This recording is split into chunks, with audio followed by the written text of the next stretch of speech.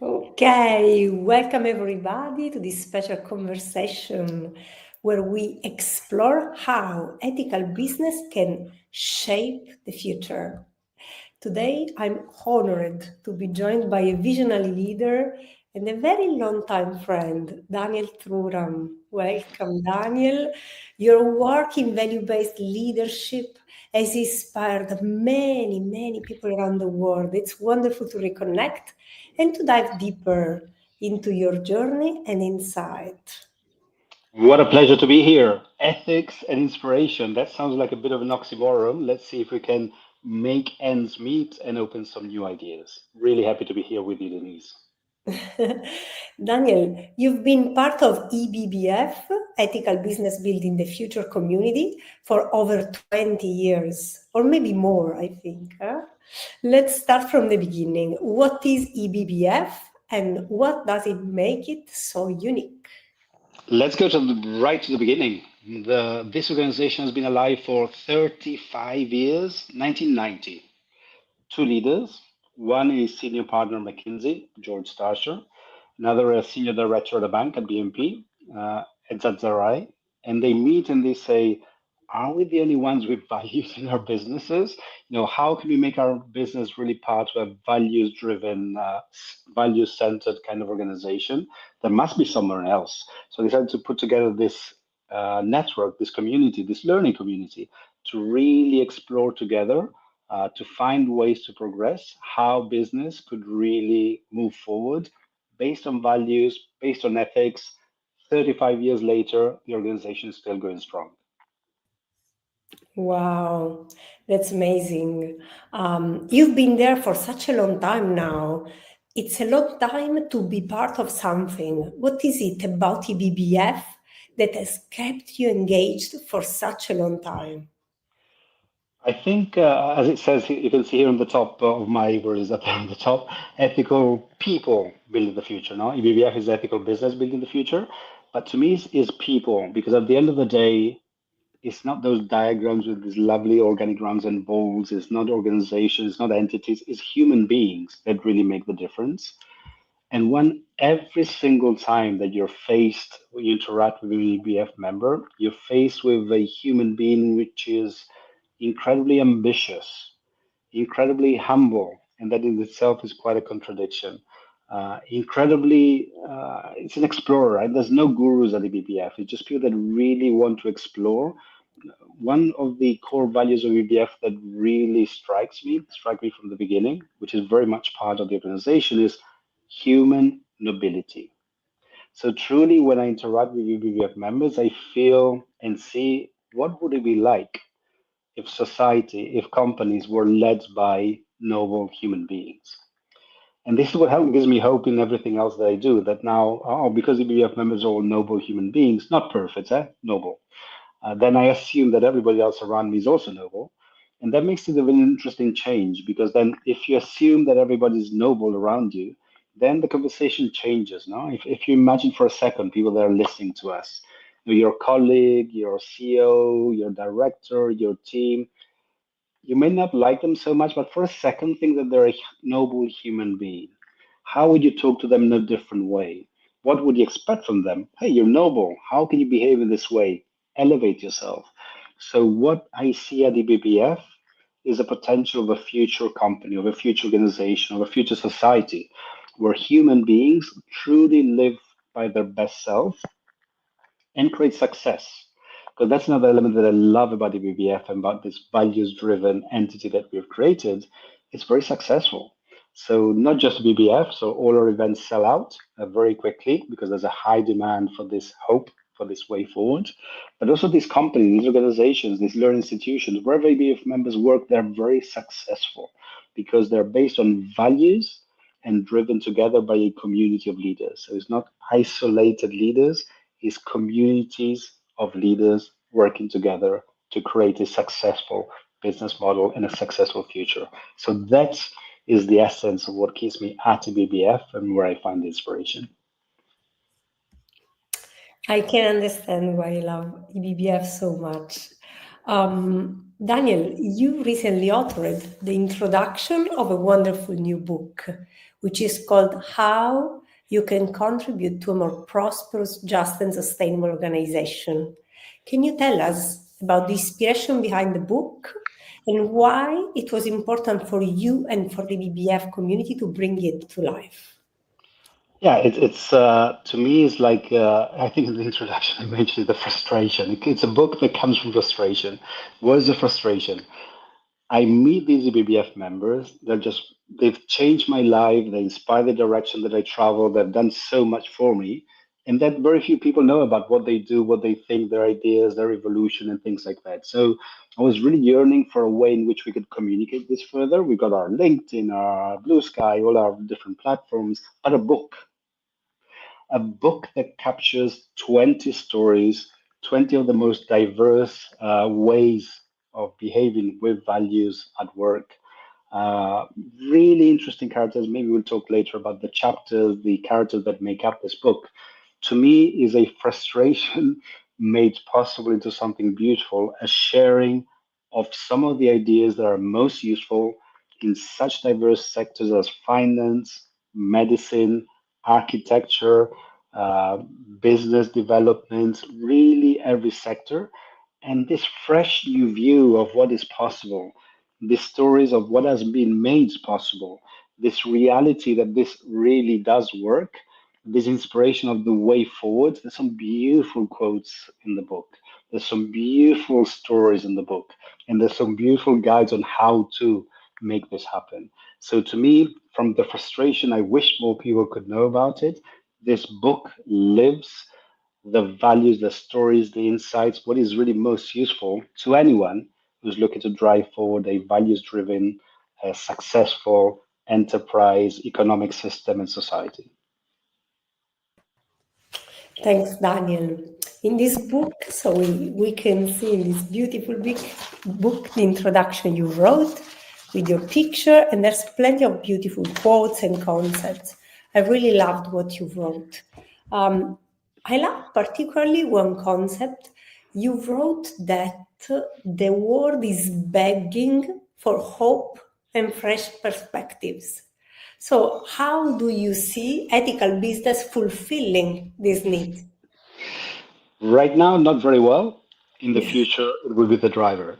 So I think there's a sense of agreement from what we see around us right now that business is very powerful, that business can really drive the change going forward, and also that business on its own cannot really achieve half of what it should achieve.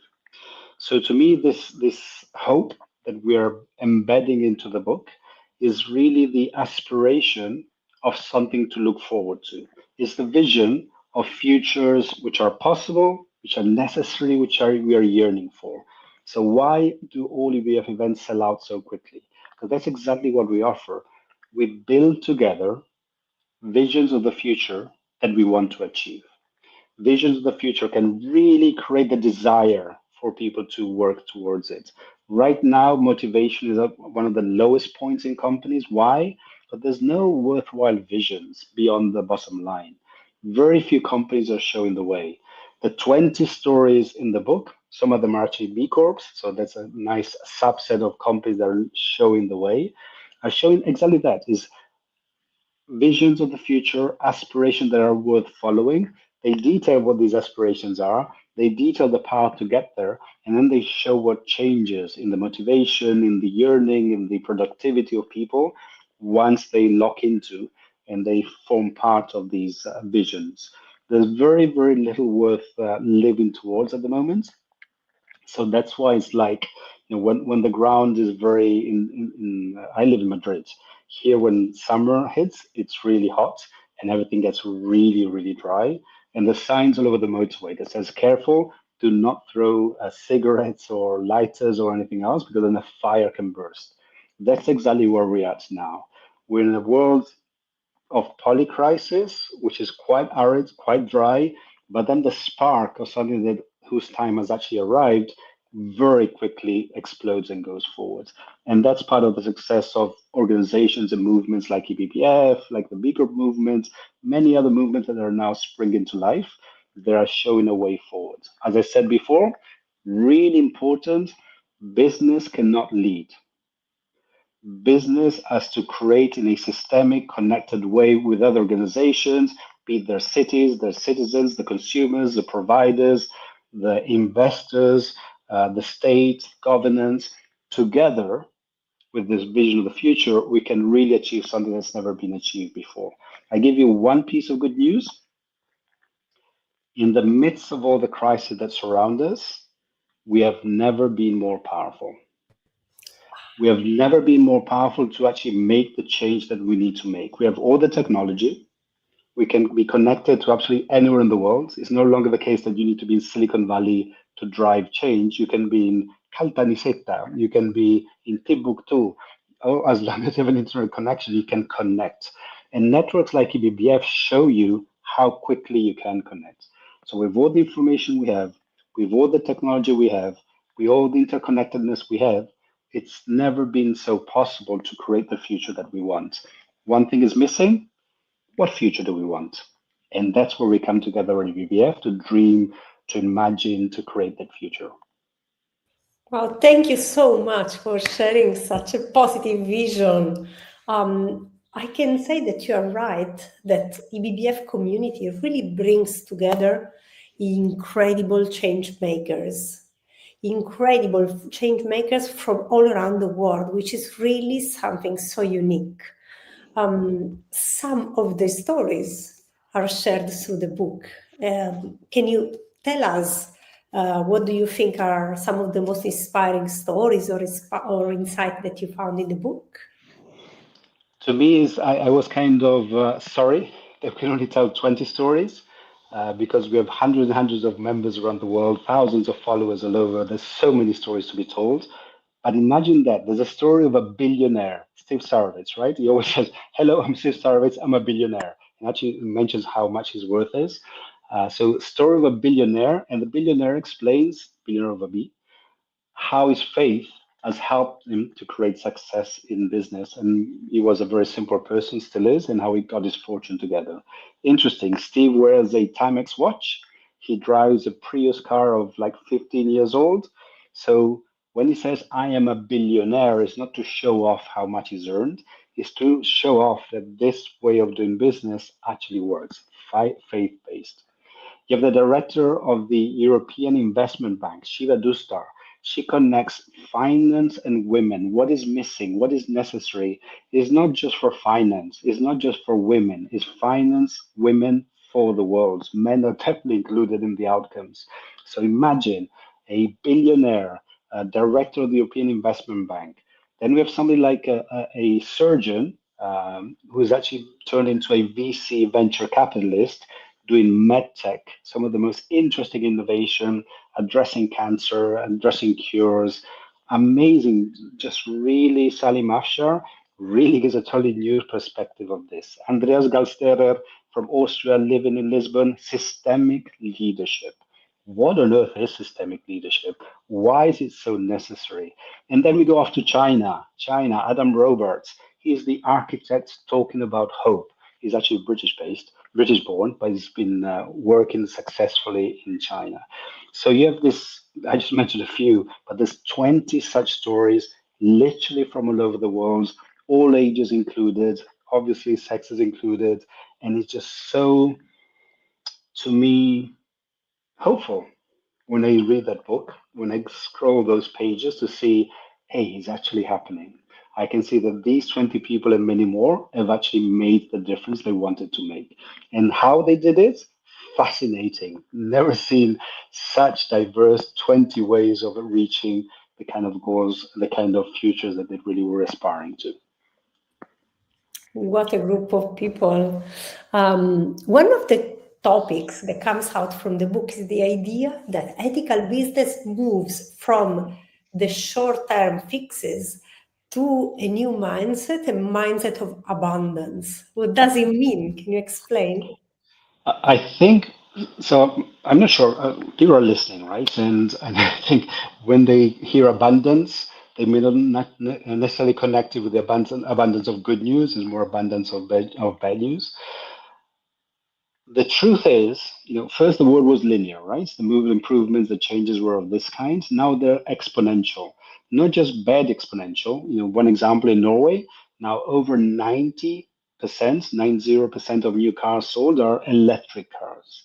I was watching a YouTube video recently of a YouTuber that was visiting China, of all places, Beijing, hustle and bustle, silence. And the guy was saying, no, I'm really surprised. I'm here in the middle of China. I see all these scooters and these cars, and there's so much silence. Why? Most of the cars on the road are electric. So you're seeing this exponential growth, this exponential era that we're living in, and you need abundance. You cannot have scarcity in a world of exponential growth. And so right now we are doing a disservice to ourselves by being uh, adding scarcity. We say either I am sustainable or I am profitable. Either I apply values or I look after my short-term goals. That does not serve us anymore. We need to have this systemic thinking. Andreas, in one of the chapters, talk about this systemic thinking, and systemic leadership that is able to connect and create abundance. Success can only be connected to abundance, and the abundance of human ability, of values, of going forward. That is the recipe for success. Steve Sarvitz, recently, I was talking to him in one of the conversations that we enjoy, and he was saying, you know what, Daniel? There's a misconception. People don't understand something really basic. Let me tell you, Daniel, and my life is my example. Every single time that you have an entrepreneur, a bright, brilliant entrepreneur that applies values, that respects people, that respects the planet, that respects people around them, that respects a vision that's worthwhile, they will always be more successful, also financially, than a normal entrepreneur. So it's a basic element, and it starts with an abundance. What can we grow? Not pollution, but yes, values, yes, innovation, yes, creativity, yes, collaboration. All these are infinite elements that have no limit. So we need to tap into that mindset of abundance to be really successful and to look around and say, hey, this is the way forward, and then bring more people with us as we design and build this future. So let's talk about meaningful success, because we Mm. are all looking for meaningful lives and we are all looking for success. So meaningful success is possible. You've been dealing with guiding companies, organizations to meaningful success for so many years. Can you tell us what are the most crucial steps to integrate these ideas in to create a meaningful success in our organizations? It's interesting because when people talk about meaningful work, meaningful life, meaningful organizations, the first thing they talk about is purpose. And I would think it's not purpose. In fact, I think that purpose is one of the things that gets in the way of real success. And why do I say that? Because somebody's listening to us, they have a very strong purpose, they work in an organization.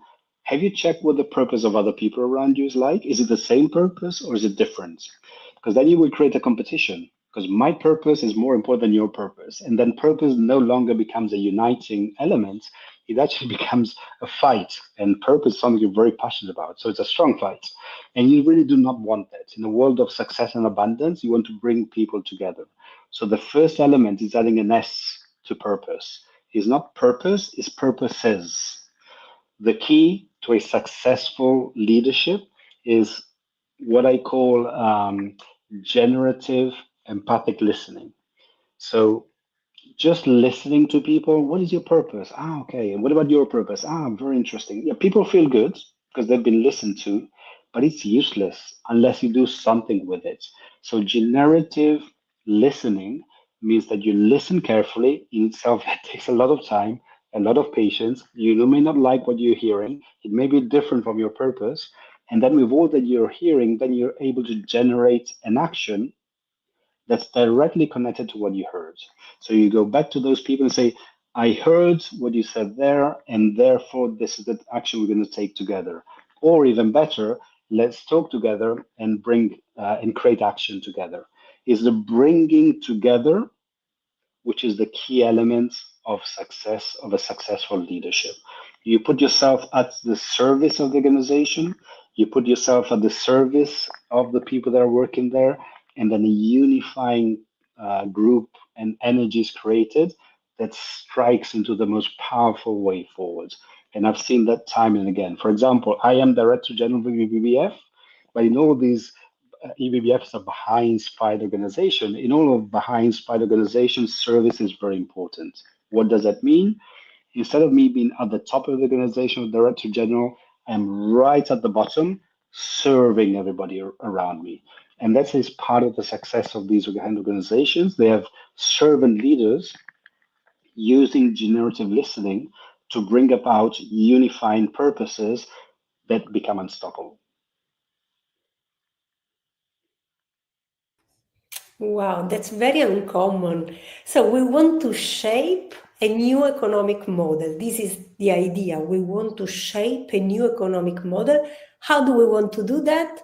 Through service, through collaboration over individual leadership, through the importance of collective action.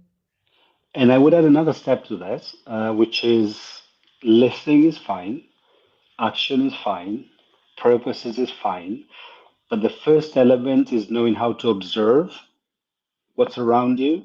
There's so much information, there's so many things happening. How can you really smartly observe? How can you have a team of observers? How can you have everybody in your team be looking around what is happening out there and not just being fixated inside the office, what is happening here? Really be out there to observe the most interesting trends. What is emerging? What is happening? Every day there's something new. So the more your team is prepared to look around, to observe, to read EBBS book with the 20 ideas and find out, and then to find what is relevant. Just observing, I can read 20 books. I can see 2,000 news items, but I don't know anything. So observing and understanding what is relevant, what makes sense, what is important, what should be taken into first as a priority. And if you do that as a team, so you have a team of observers, you come together, you consult, you understand what really connects. Does it connect with our purposes? Yes, let's take this forward. That doesn't. And then it becomes a very agile company, a very agile organization that builds this future. So observing, understanding, connecting to the purposes of people, creating a united team that wants to go forward, and then overcoming all the challenges which inevitably occur as a team, as a group that is serving a higher purpose. So there is so much a posture of humble learning in what you're saying that is so far from the general approach that we see in the society. You've always been such a visionary for me, no? You've always have this ability of envisioning what is going to be in the future. So looking ahead, how do you see the future of ethical business evolving in the next decade? What is clear is that I'm observing around me a meltdown of companies, organizations, because people are burning out. There's so much stress. Everything is changing all the time. There are these individualistic goals which are me against somebody else. There's a lack of abundance. There's a lack of human ability. So I see an old world order that is collapsing very clearly, and it's going to collapse very, very fast. But then I see an emerging new world order. As I said, read the 20 stories in the book. That's what gives you hope. You see there is a way forward. There's a way to really progress. In terms of key trends for the future, I think I can safely say I love to explore what the future can be.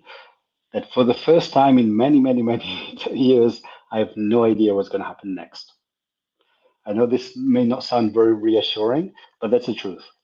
Changes happen so fast. Every day there's a new news item that comes from China, that comes from the US. I was reading the other day, just now, a fascinating chart that shows trade of Latin America as a continent, and how it's shifted from mainly having the US as a partner to now having China as a partner. So, how many decades did that shift require? 2 months. So I've never seen shifts of that kind of colossal kind happen in such a short time. So anybody that tells you this is what the future will look like, don't trust them. What I can tell you, so how do I prepare? What do I do? What, as a leader, what should be happening? To me, and that's what I love about the BBF, is building the future. If you have no idea what's going to happen next, if you have no idea what the next trend, the next surprise will be, build it. Don't wait for somebody else to send it, because if somebody else, the government, the corporation, the competitor, somebody else sends it, it will not be the future you want. It's the first time you can dare to build the future you want because, as we said before, everything that's around us. And with this daring element, together with other people, with networks, do find the networks, the tribes, the groups with which you can move forward. That is how the future can be built. But it's exactly what we will decide to make it of for the first time. It is not pre addressed, it is not definite, it does not have any certainty to it. It is really up to us to create it. One element that a really good leader does, serenity. Building the kind of excited serenity that really allows people to feel good about what they're building, to lower the levels of stress. Our stress levels are beyond reason. It's inhuman how we're living. So bring the serenity, bring the clarity, connect to the values that are part of your team. It takes some time, but it's not so difficult if you really start to hone in to understand what important and what really matters. And there's one last element which I've learned at the BBF, which works really well, which is the question, what if? So instead of building the future, instead of offering things, come to entities like BBF and other organizations and ask the question, what if we tried this? What might happen? And have a really interesting conversation with some of the top leaders or people that are of different insights and different ideas. And as you explore that what if, you can see a new reality emerging. You can see clarity emerging. You can see the possibilities emerging. But start with not this will be the future, rather, what if this happens? What might change? What might occur? You'd be amazed at the outcomes at the end of such conversations, just like I've been amazed by reading the book, reading the stories, and every one of the conversations that I have at the BBF.